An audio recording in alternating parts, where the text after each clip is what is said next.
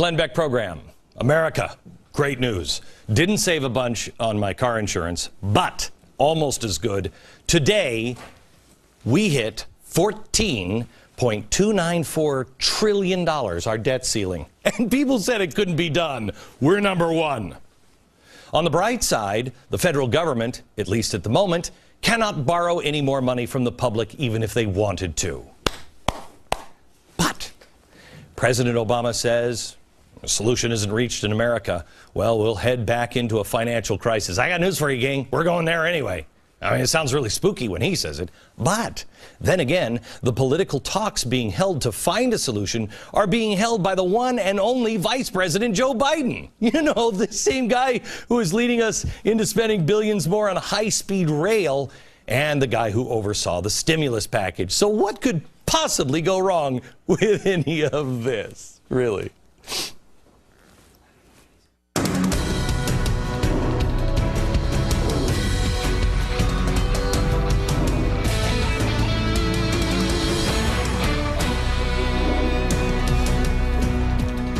Well, hello, America. Earlier this year, I said, get ready and roll up your sleeves because this summer is going to be one that will require compassion and courage.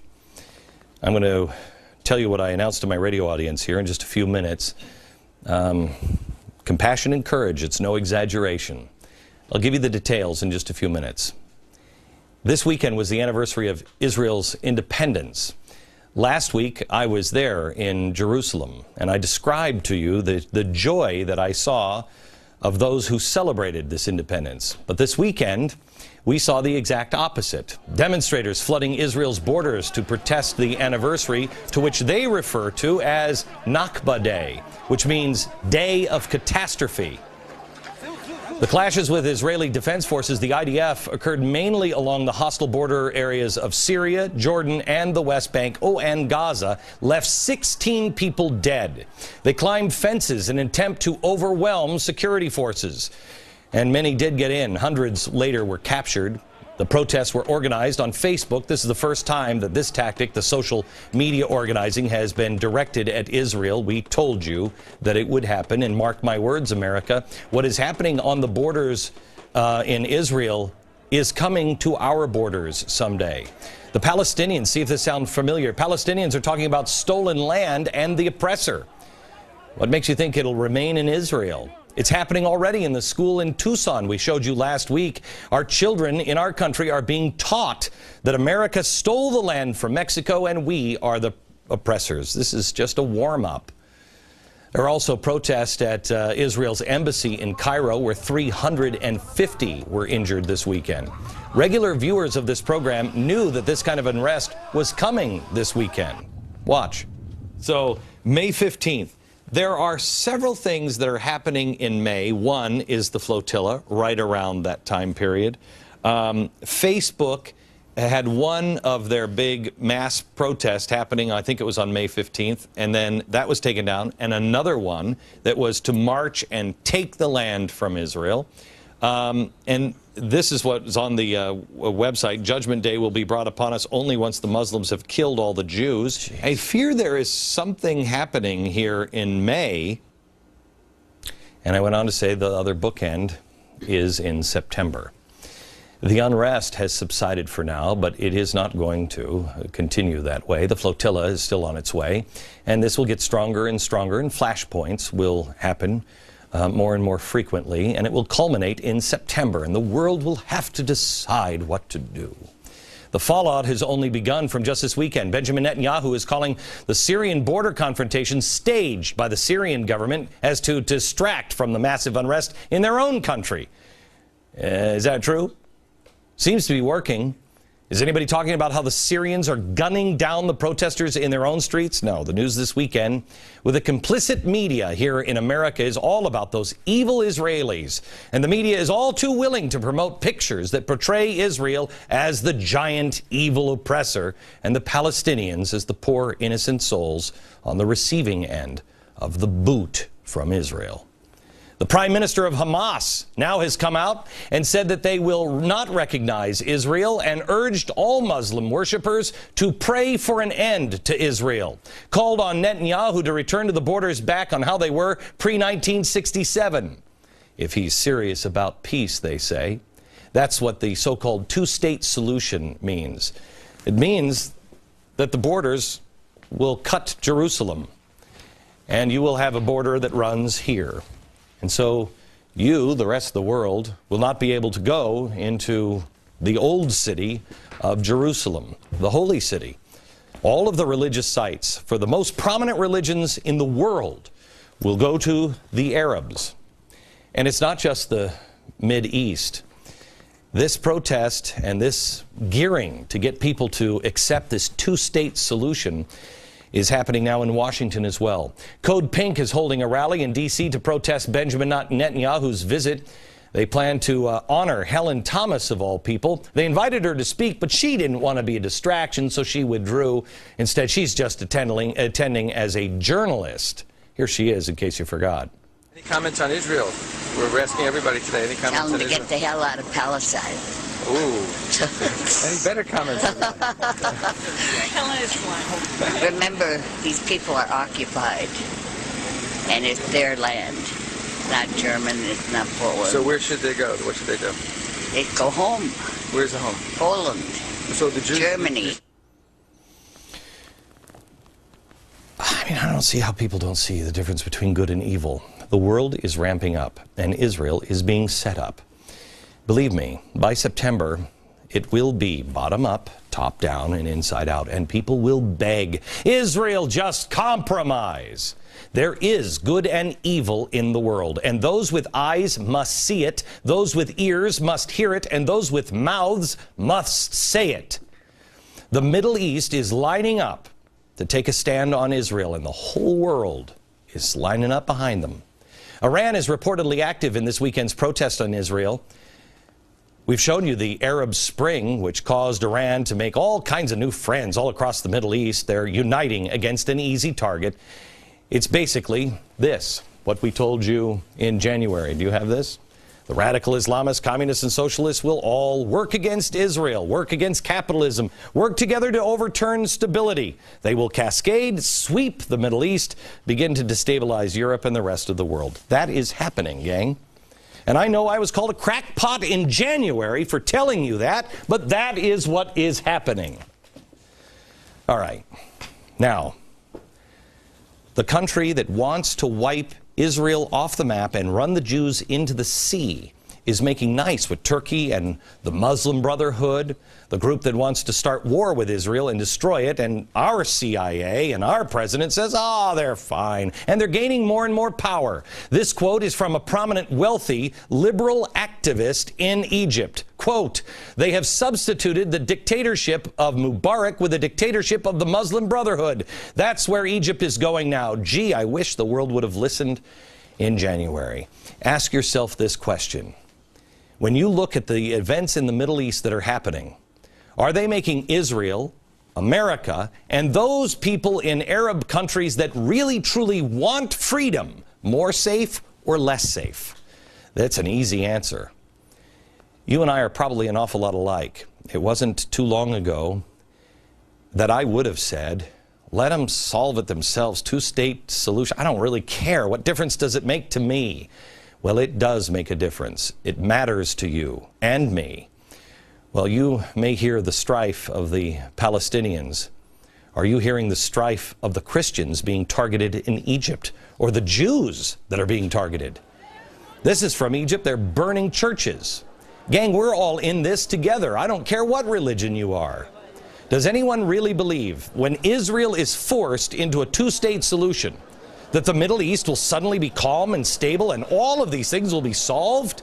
Let me tell you something. If you disarm Hamas and Hezbollah and the radicals in the Middle East, there will be peace. If you disarm Israel, there will be no Israel and no peace. I contend, if there is no Israel, we are shortly behind. The most holy sites on the planet are there. Ask yourself this question. Do you believe that when they are in Arab control, like those big Buddhist statues with the Taliban, that they will remain open and safe. We have the Western Wall, the Church of the Holy Sepulchre. It's the place where Jesus apparently was killed and was buried and rose again. The Mount of Olives, the site of the Last Supper. The Temple Mount, the foundation stone. It's where Abraham went with Isaac. All of it. All in this one place. If you go back to the way it was cut up in 1967, Christians and Jews will not be allowed to see these holy sites again. They are attacking us using religion, and they're doing it in the name of peace, and it will not work. There is real evil in the world. There always has been, but there are different times when different people need to speak out. This guy is Dietrich Bonhoeffer. He's a German. He was a Lutheran minister. He was a guy who spoke out against Adolf Hitler on his first day in office. First day in office, he said, "Silence in the face of evil is itself evil. God will not hold us guilty. Not to speak is to speak. Not to stand is to stand." People of all faiths need to stand together. Last weekend, I was in Israel, and I met with a man named Rabbi Riskin. He's a leading voice and renowned for his innovative educational and social action programs. I don't know if I agree with him on politics or not. I don't really care. I know he's under attack in some quarters because in his position, rabbis don't usually meet with Christians and talk about Ezekiel. But he's reaching out as much as he can. And there are many people in Israel that are doing that. Rabbi Riskin told me he was convinced that God is asking him to gather people of all faiths to stand together. Jews, Christians, Muslim, it doesn't matter. I believe the same thing. I have been made fun of for my tendency to challenge you to act. I mean, I made a list here. The 9/12 Project, 40-day and 40-night challenge. 8/28, it's where we all met in Washington to restore honor. The Wilmington lesson, I said this town can lead us out and teach us. Clean up your own life with E4. I wasn't sure exactly how all of these things tied together until recently. And earlier this year, right before I came back from vacation, I knew. And I knew what was supposed to happen next. Last year, I actually thought restoring honor would be really kind of like my last hurrah, and I'd be like, okay. I believe now it was just a precursor. This is what we did last August in Washington, D.C. This August, I'm going to be holding another event that I am calling Restoring Courage. This time, I ask you to meet me in Jerusalem. I mentioned Dietrich Bonhoeffer a few minutes ago. He has played a big role in my life recently. I believe, as he believed at those times, that trouble is coming for our Jewish friends and neighbors. And I believe that means something to all of us. We promised we would never forget and never let it happen again. I don't know if it's going to happen again now, but evil, an old familiar evil, is rearing its ugly head. Bonhoeffer, in 1933, was ahead of the curve, I guess. It's good to be ahead of the curve, but he never really got any traction. Nobody would listen. I think it was too late. When he asked people to stand, he got about 6 people to stand with him. I'm not kidding you. 6. I believe that we are ahead of the curve. Before the trouble starts, we have an opportunity as a world, as humans, to stand together before things get out of control. Silence in the face of evil is itself evil. God will not hold us guiltless. Not to speak is to speak, not to act is to act. Earlier this year, as I quite honestly tried to get away from my feelings on this and say, no, this is crazy, I read the book of Esther and the book of Ruth. In the book of Ruth, Naomi, her mother-in-law, said, and I'm horribly butchering this story, but read it for yourself. After all their husbands died, Mom said, come on, ladies, leave me, go find a husband. I'm not going to have any more boys that you can marry. And Ruth replied, do not urge me to leave you or to turn back from you. Where you go, I will go. Where Where you stay, I will stay. Your people will be my people, and your God, my God. Where you die, I will die. That is an act of courage. And that is what needs to be said to Israel and to the world and to God. What God commands to be said through his prophets of old. This August, I will stand where he has always been, in the ancient walls of the city of Jerusalem. I ask you tonight to spread the word and put the call out to the entire world to stand. It will be expensive to get there. It might be dangerous. And, you know, honestly, it might just be you and me and like 4 other people. I don't know. But I ask you, has there ever been a time in the history of man, in a relative period of peace and calm, before the storm really got underway, has there ever been a call to return to his city, a call to stand and to be counted? I ask you tonight to search yourself for what you believe about Israel and the Jews and our relationship. I ask you tonight to speak to your spouse and know where you stand and what that means. It's better to decide now. On 8/28 at the Lincoln Memorial, I quoted from Lincoln's Gettysburg Address, "The world will little note nor long remember what we say here, while it can never forget what they did here. It is rather for us, the living, to stand here. We here to be dedicated to the great task remaining before us." I say to you again tonight, with just a slight revision, the world will little note nor long remember what we say here. But this August in Jerusalem, possibly for the first time in man's history, God will remember and make note of what we do there. For more information, even if you can only attend electronically, go to glennbeck.com now.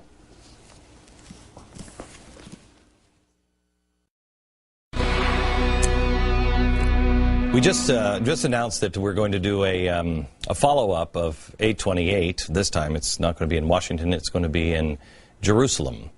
And we haven't announced the exact date yet, but we will, I believe, by Friday. Shortly after midnight this past Tuesday, when I was in Jerusalem, I met with the mayor of Jerusalem at Ben Gurion International Airport, and I laid out an overview of what I wanted to do in his city. If he was shocked, he didn't show it. If he thought I was being overly ambitious or a little nuts, he didn't hint at it. All he said to me was, "Jerusalem will be your partner in making it happen." We are grateful that he happens to be here today. Nir Barkat is the mayor of Jerusalem. Welcome, Mr. Mayor. How are you, sir? Thank you, Glenn. Thank you. Wonderful being here. You know, it was really funny because we started putting this together, and somebody said to me, it'll never happen. It can never happen. First of all, you're going to have to get with the mayor. And I said, he happens to be on my flight going back to New York. And we happened to meet there at the airport. I want to talk to you a little bit about the city of Jerusalem and what we're kind of doing future news here tonight. Because I think the world is pushing Israel, and the world is just going to start going towards this two-state solution, which you kind of say is kind of a false premise. Well, let's focus on Jerusalem as an example. Jerusalem, since the reunification of the city in '67, is totally open for freedom of religion. The Jews manage the Jewish sites, the Muslim sites, the Christians manage the Christian sites. It was never like that. My goal and role is to open up Jerusalem for the benefit of the world to enjoy, to make sure people can come and taste the spiritualism, the holiness, the history, the culture. And indeed, we see a rise in the number of tourists and the excitement that tourists have in the city of Jerusalem. My vision is to develop that, to encourage more people to come peacefully to enjoy the international city the way it is today. It was never like that. God forbid. If 1967... If I came to Jerusalem, I could not go in to the Church of the Sepulchre. You had real serious trouble, and the Jews couldn't actually pray in the Temple Mount. Right. And so, and throughout the history of the different conquerors of Jerusalem, may it be the Jordanians, the British, the Turks, everybody. They've never kept freedom of religion the way Israel does, the government and municipality, and we will pursue that. It's part of our understanding that we would like to make sure Jerusalem is open for the benefit of the world to enjoy. Okay. So a two-state solution, they cut, because if people see this, they say the old city of Jerusalem, but that's not Jerusalem. Jerusalem is huge and expanding. This is the old city. This is where the boundary is? Well, sort of. You pointed right. Glenn, there's not one good example in the world of a city that was split that ever worked. It doesn't work. You know, I'm an entrepreneur in training, and I usually look for comparables, look to see how other cities in the world are successful, and we look at different role models in the world. Every city that, God forbid, was split never worked. It's dysfunctional.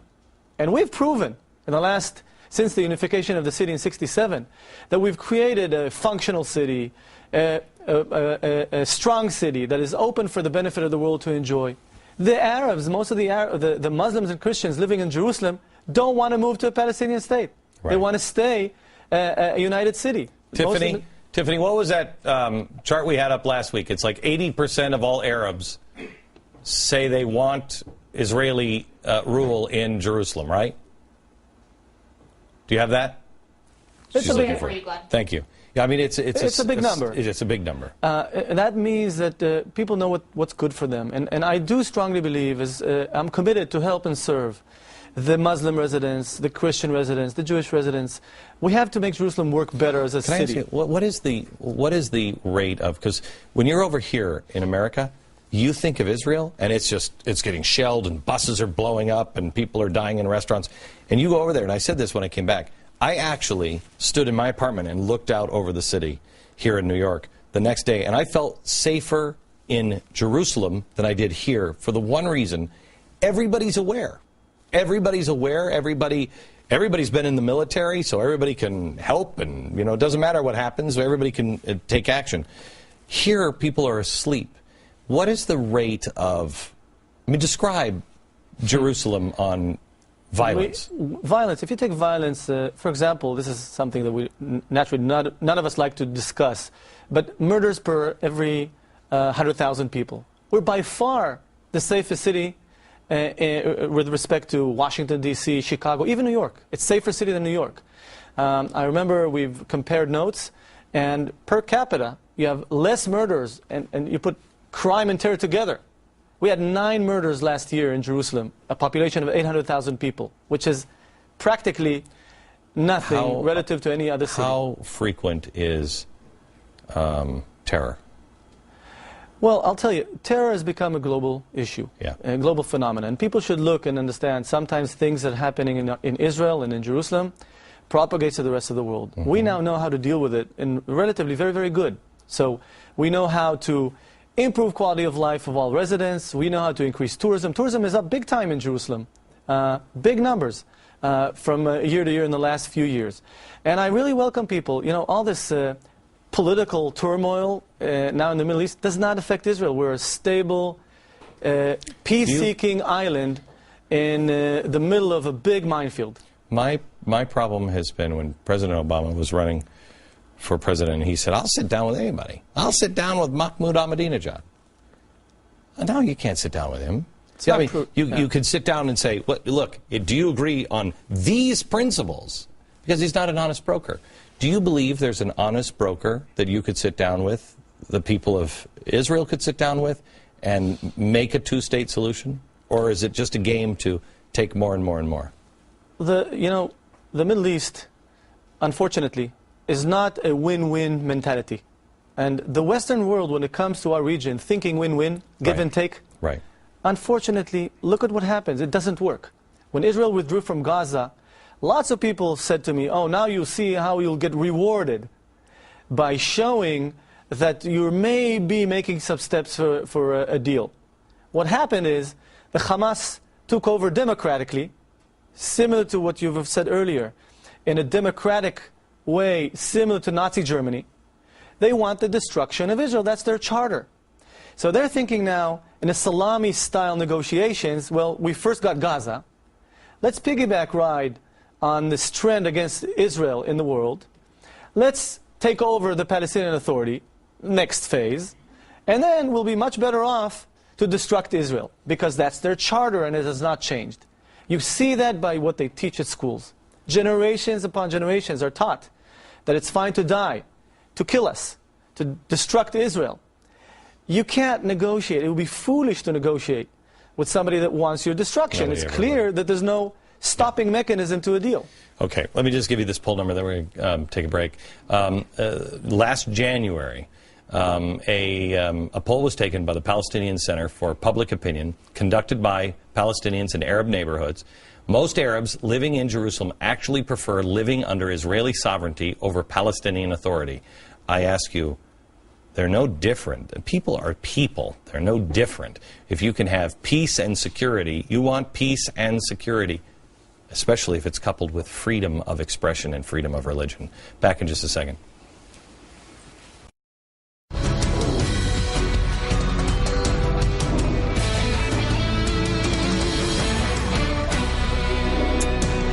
Today on the radio program, and just a few minutes ago here on Fox, I announced that we are doing a sequel, if you will, to our Restoring Honor event in Washington, D.C. last year in August. This one is called Restoring Courage, except it's not going to be held in the United States. It's going to be held in Jerusalem. And you'll see that we haven't put the final date in yet. It's amazingly complex to do something overseas. Who would have thunk it? I know a lot of people in America, at least I believe many people in America, feel that they are tired of being the world's policeman. They are tired of paying for everybody. They're tired of being asked to come in with boots on the ground. And a lot of people are saying, let the people in the Middle East solve it. And I used to feel the same way, except then 9/11 happened. And then I started doing my own homework and really looking into things. It can and will reach America. It already is. There's a class in Arizona we told you about last week. Kids are fighting to keep this horrible curriculum in school. It calls for the death of the invaders. That would be white people. The overthrow of the U.S. government. Mexico is the oppressed and America is the great oppressor. It's the same thing that they're saying about Israel in the Middle East. Except this is the great Satan. Israel is the little Satan. We have the mayor of Jerusalem, Nir Barkat, who has been so gracious to help open up his city for people, hopefully from all around the world, that will join us this August. You know, we were talking before we went into the break that people have this view of what's going on in the Middle East, and you say the facts don't fit it. And so we have a historic opportunity. What do you mean? Well, look at what's called the Arab Spring. Nobody knows where that's headed. Look what's happening with the rise of the Hamas and this deal between the Hamas, which believes in the destruction of Israel, to the front stage. It looks like the Middle East is a big minefield. And people that are looking for resolving the conflict, it doesn't fit. The details, the things that are happening doesn't fit, because right now, when one part wants to kill the other and the other is peace-seeking, you cannot resolve the problem unless we get kicked out, which we don't intend to let happen. So right now, I do think that the right approach in the Middle East is manage the conflict rather than resolve it, and focus and see how they change their education to the youngsters, how they train their kids to seek peace like we do in our schools, like you do in America. I think that we have to make sure that we are dealing with a partner that wants to live next to us. Do you believe you're dealing with an honest partner in the United States anymore? Because I'm concerned that the United States is not necessarily, our allies have changed. We have changed. Our administration is changing our allies, I fear. And it's not being, I mean, when I hear the president say to the people in the Middle East, you've got to go and get involved in this democracy, in this new spring, I think, it's a minefield. Why would you possibly tell everyone, run through that minefield? Yeah. It's prudent to watch your steps and walk very, very slowly if you enter a minefield. And don't take too many risks, unless you want, your foot blown off. Right. And I don't think anybody wants that. So we must focus on defining what's good and what's bad. I think that is there good and evil? Of course there is, and we must define. And I think that the fact that the U.S. And we should applaud the president for taking out Osama bin Laden. And by the way, the Hamas blasted the U.S. for killing a martyr, right, a Muslim. Right. And so you have to define and articulate who are the good guys and who are the bad guys. And Israel is defending itself. I'd like to go there. We're going to take a break, and I'd like to come back and ask you two questions. One is a question that I think Americans, like I said, are tired. And we're sending aid all over the world, I don't know if you saw the beginning of the show, we're broke. We ain't good for that. People are going to have to get over it. We can't afford it anymore. But they want to be supportive. Can you be, question number one when we come back, can you be supportive of Israel and not send troops over or cash over? And the second question, I completely forgot, so maybe we'll just do that. That one. We'll be back in a second. Back with Nir Barkat. He is the mayor of Jerusalem. Final minutes with him. And I asked you at the break, can you be supportive of Israel without sending troops and without sending dollars? For sure, without sending troops. Israel knows how to defend itself. I think the relationship is a strategic relationship. One should look at the strategic relationship not in a tactical manner. And by the way, it's a two-way street. Today, Israel is supporting and helping, with our knowledge of how to fight terror and other things we do, totally transparent to the U.S. So it's a mutual relationship. It's not a one-way relationship. And we view this strategic alliance with the U.S. As the most important strategic alliance for Israel. And we hope and believe that by shared values, by shared principles, understanding that we're the only democracy, the real democracy in the Middle East, we have so much more in common than differences, and that's the way it should stay. When I was over there, I remembered the second question. It's about good and evil. When I was over there last week, I said to you a minute ago that I felt that people were awake. They knew, and that tends to happen when people are trying to kill you or run you into the sea. But good versus evil, I'm surprised at how many people can't see the difference between the two. If you were trying to say to people, no, look here, and show them the difference, what would you say the difference is in the situation in Israel, where you could point to it and say, good, evil? First of all, look at the intentions of people. If the intention is to kill your neighbor, that's evil.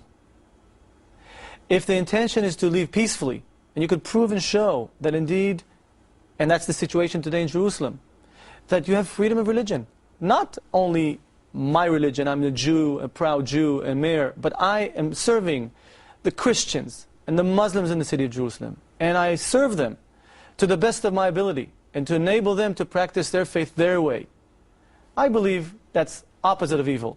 Check the intentions, what people want to accomplish. We want to accomplish opening up and enabling people to enjoy the city of Jerusalem. That's why tourism is going up. That's why you had a good time when you came to Jerusalem. Yeah.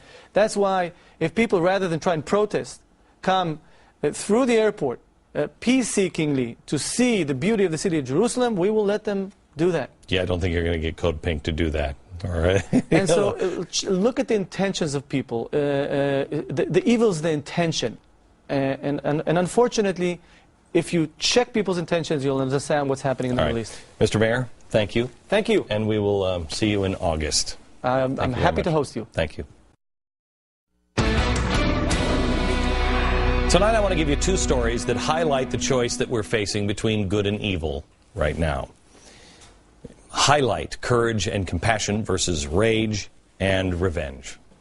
On 2020, last Friday, a horribly burned woman, Stephanie Nielsen, was profiled. She's 29 years old. She's the mother of 4. She was severely burned in a plane crash. The only thing that was left unburned, I think, were her toes. On her blog, this woman talks about God and how grateful she is to be alive.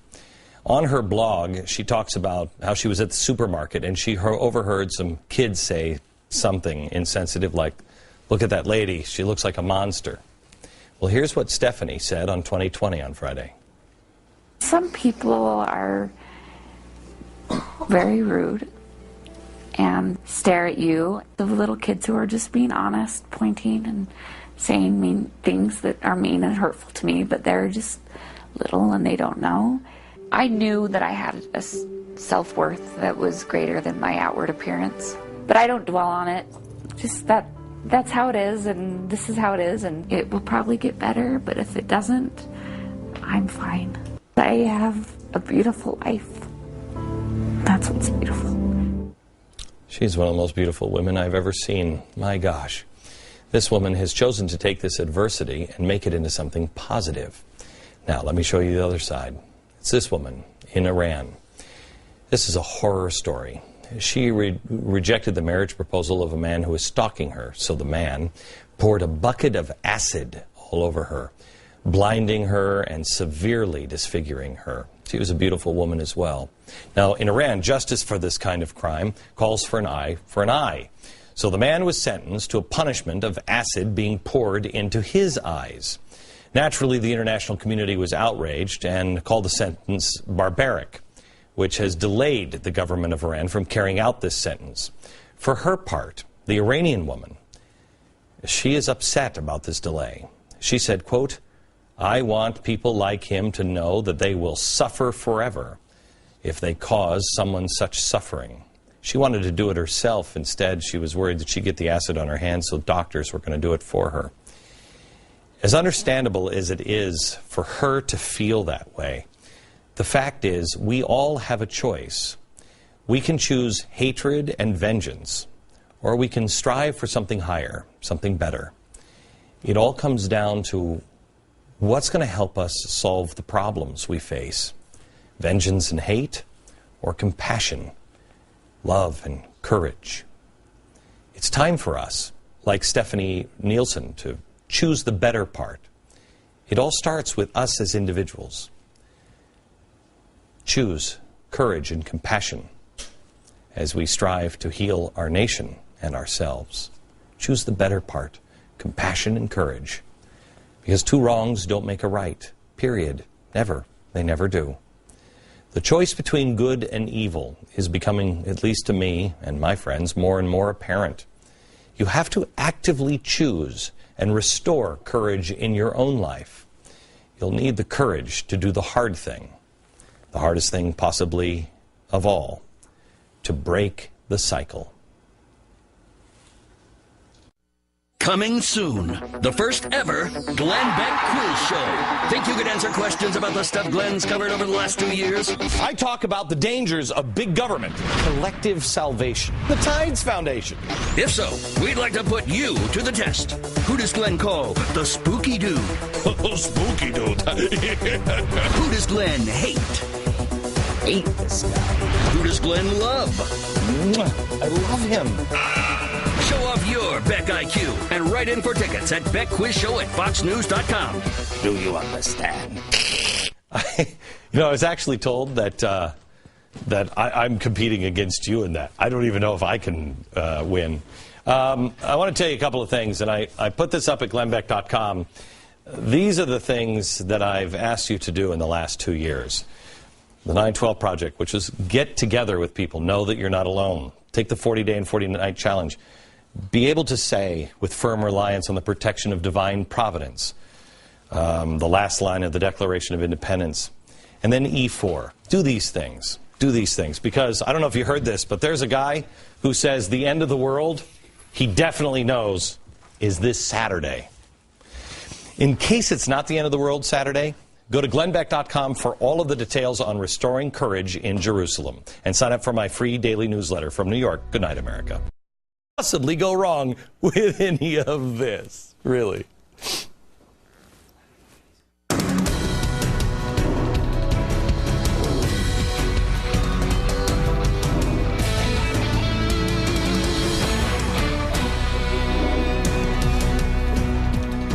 Well, hello, America. Earlier this year, I said, get ready and roll up your sleeves because this summer is going to be one that will require compassion and courage. I'm going to tell you what I announced to my radio audience here in just a few minutes. Compassion and courage, it's no exaggeration.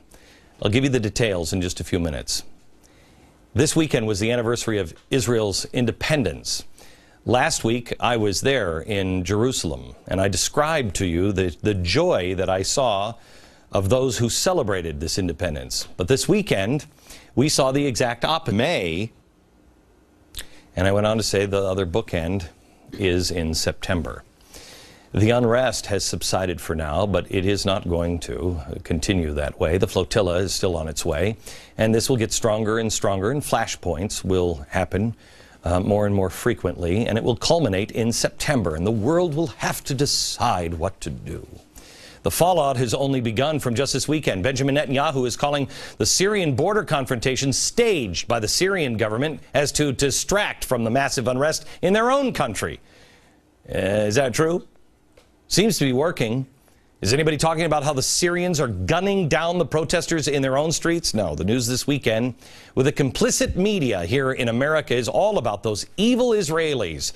And the media is all too willing to promote pictures that portray Israel as the giant evil oppressor and the Palestinians. Demonstrators flooding Israel's borders to protest the anniversary to which they refer to as Nakba Day, which means Day of Catastrophe. The clashes with Israeli Defense Forces, the IDF, occurred mainly along the hostile border areas of Syria, Jordan, and the West Bank, and Gaza, left 16 people dead. They climbed fences in an attempt to overwhelm security forces, and many did get in. Hundreds later were captured. The protests were organized on Facebook. This is the first time that this tactic, the social media organizing, has been directed at Israel. We told you that it would happen, and mark my words, America, what is happening on the borders in Israel is coming to our borders someday. The Palestinians, see if this sounds familiar, Palestinians are talking about stolen land and the oppressor. What makes you think it'll remain in Israel? It's happening already in the school and Glenn Beck program. America. Great news. Didn't save a bunch on my car insurance, but almost as good. Today, we hit $14.294 trillion, our debt ceiling. And people said it couldn't be done. We're number one. On the bright side, the federal government, at least at the moment, cannot borrow any more money from the public, even if they wanted to. But President Obama says a solution isn't reached in America. Well, we'll head back into a financial crisis. I got news for you, gang. We're going there anyway.